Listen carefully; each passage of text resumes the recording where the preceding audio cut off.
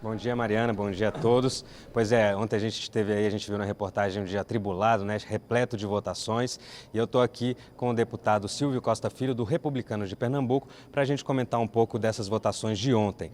Bom dia, deputado, obrigado pela presença. Eu queria começar perguntando para o senhor a sua posição a respeito dos vetos que foram mantidos ontem, tanto a mini-reforma eleitoral quanto a questão das mulheres marisqueiras. Olha, eu acho que foi uma decisão acertada da Câmara Federal, do Congresso Nacional. Esse tema ele foi debatido permanentemente com a sociedade, com os vários líderes partidários, e ontem o Congresso Nacional se manifestou sobre esses dois temas. Em relação à questão da mini-reforma eleitoral, acho que foi uma decisão acertada por parte da Câmara. E em relação às marisqueiras, é importante que a gente tenha um olhar e uma sensibilidade de políticas públicas que valorize as marisqueiras, mas ao mesmo tempo é preciso um olhar social para todos aqueles que precisam do poder público para o seu dia a dia poder melhorar as suas condições de vida e, sobretudo, passar a ter cidadania. A respeito do projeto de lei que reinsere alguns dispositivos que haviam sido vetados pelo presidente Jair Bolsonaro de volta à Lei de Diretrizes Orçamentárias, LDO, o que o senhor poderia comentar, né? Aquela questão de tornar obrigatória a execução de emendas como é que se diz, de comissões permanentes, né? Como é que o senhor avalia isso? Olha, eu acho que é importante, pela primeira vez na história, nós teremos um orçamento impositivo, onde de fato nós teremos a obrigatoriedade da execução desses recursos. Eu não tenho dúvida que dessa forma nós daremos celeridade a obras de infraestrutura para a geração de emprego e renda no Brasil. Você sabe que nós apreusamos o orçamento que vai ser votado na próxima semana e aprovamos o plano plurianual, que são os 4 anos de gestão, na ordem de mais de 6 bilhões de reais. Nós estamos falando em torno de 1,5 trilhão por ano.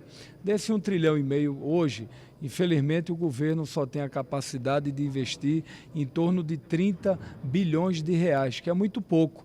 Um dos grandes desafios que a gente tem nesses próximos 3 anos é que o Brasil volte a recuperar sua capacidade de investimento para poder fazer investimentos em infraestrutura, estimulando as obras paralisadas, obras inacabadas, fazendo novas obras que o Brasil precisa. A retomada de portos, aeroportos, rodovias é fundamental para o desenvolvimento do Brasil. Eu acho que o grande desafio que nós temos para esses próximos 3 anos é fazer com que o Brasil volte a recuperar a sua capacidade de investimento, mas sobretudo com um olhar social. Eu acho que a gente observa algumas medidas que estão sendo tomadas, que já é uma sinalização positiva para as políticas públicas no Brasil. Nós vamos ter ampliação do Fundeb, nós tivemos agora a cessão onerosa, recursos na ordem de mais de 10 bilhões de reais que serão investidos em estados e municípios.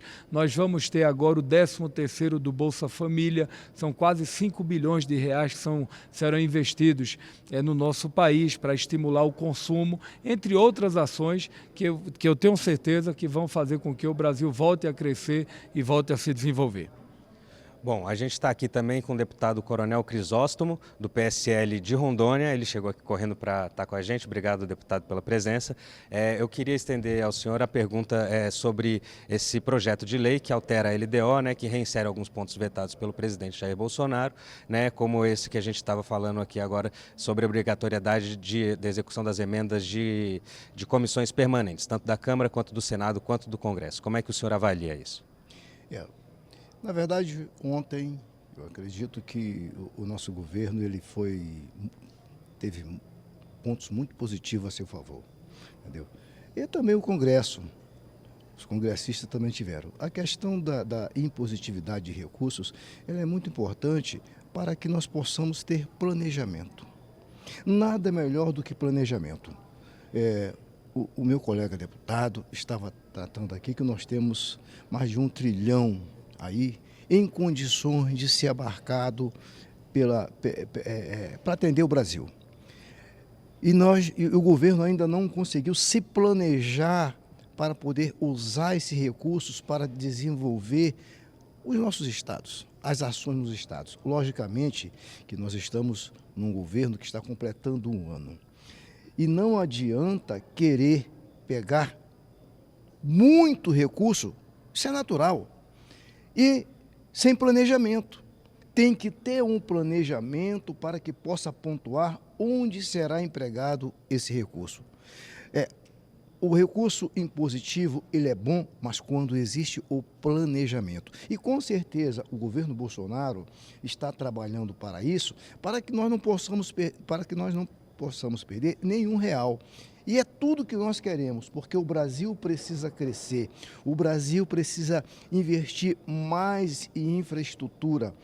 E a partir de 2020, já com o orçamento do governo atual, com certeza, dentro de um planejamento mais adequado, e recursos, sim, nós estamos tendo condições de ter o recurso, nós vamos crescer muito mais.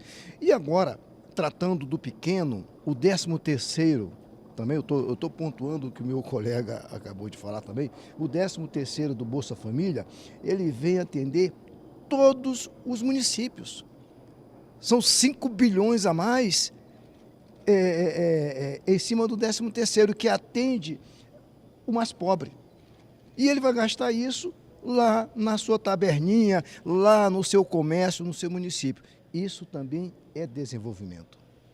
Bom, aproveitando que a gente está falando aqui também sobre orçamento, né? Ontem foi aprovado pelo Congresso o PPA, o Plano Plurianual, que estabelece aí as metas e diretrizes do governo pelos próximos 4 anos, pelo período de 2022 a 2023, e tem essa preocupação do governo Bolsonaro com políticas públicas voltadas à primeira infância. E outra coisa que chamou a atenção também foi o fato de ser um PPA muito mais enxuto do que o que está atualmente em vigor, né?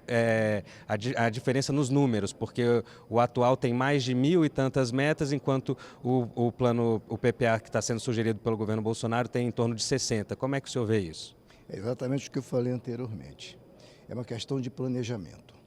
Se o governo está ainda com 11 meses no mandato, está montando o seu planejamento, logicamente que não adianta querer tratar disso de uma forma... Exatamente. Não pode ser dessa forma. Então, como eu estou dizendo, para 2020, com certeza, a partir daí, o governo vai ter condições de atender a primeira infância nas melhores condições possíveis. O que nós estamos trabalhando em cima de um planejamento anterior, do governo passado. E isso ainda não dá uma tranquilidade para que o governo possa investir, possa adequadamente em cima do que o outro fez. Portanto, todos esses planejamentos serão muito mais adequados para o governo Bolsonaro em cima do planejamento próprio. Bom, e a grande expectativa de hoje é para que o Congresso logo mais às 13 horas, perdão, não o Congresso, a Câmara, vote o novo marco legal do saneamento básico. E a gente vai conversar agora um pouquinho com os deputados sobre a expectativa deles a respeito dessa matéria. Olha, o meu sentimento é que no dia de hoje nós iremos aprovar o saneamento, o novo marco legal do saneamento básico.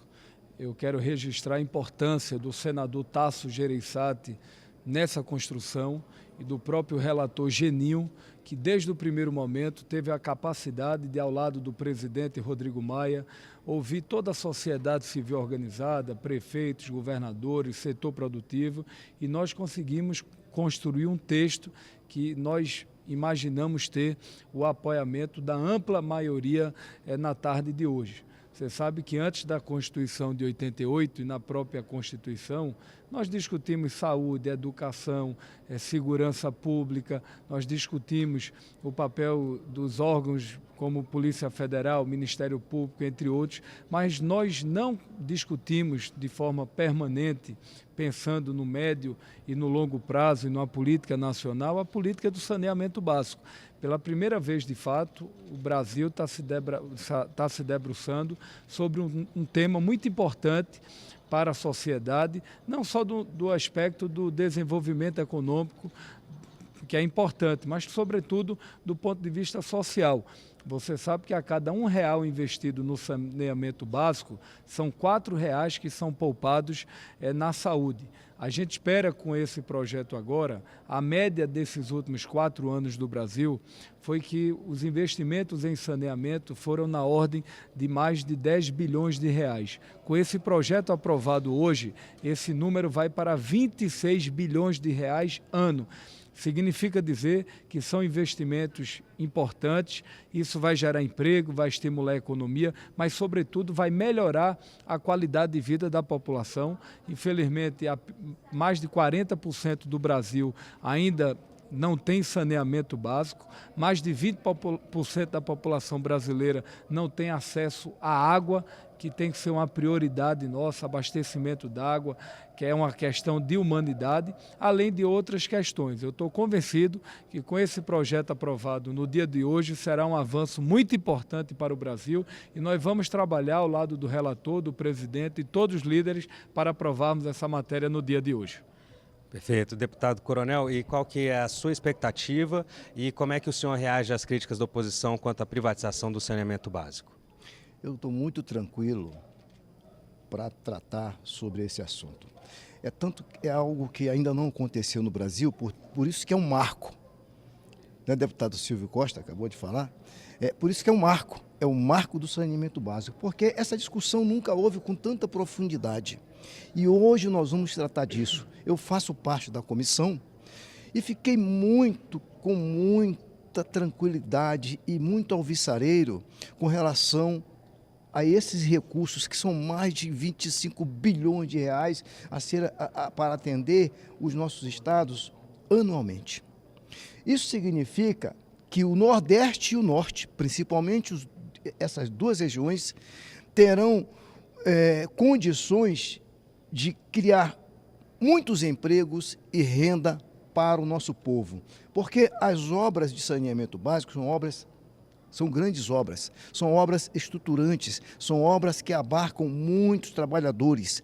Portanto, hoje é o dia que nós teremos um grande benefício para as regiões mais necessitadas em cima do saneamento básico. Vou tratar, por exemplo, Rondônia. Rondônia é o meu estado, é o pior estado em saneamento básico e eu bradei muito durante a comissão lá, quando nós estávamos trabalhando, dizendo que Rondônia tinha que ter um olhar diferente. E tem que ter sim, porque o pior estado do Brasil, Rondônia, tem que ser tratado de uma forma diferente, porque nós estamos tratando de saúde. Saneamento básico é saúde.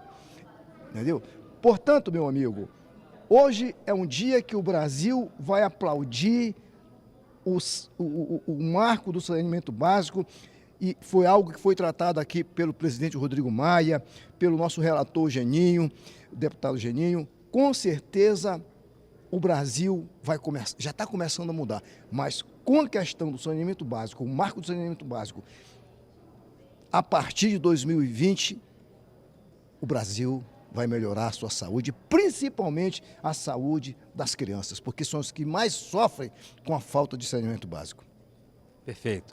Bom, por enquanto é isso. Eu agradeço aqui a presença do deputado Coronel Crisóstomo, do PSL de Rondônia, do deputado Silvio Costa Filho, do Republicanos de Pernambuco, e a gente já volta. É com você, Mariana.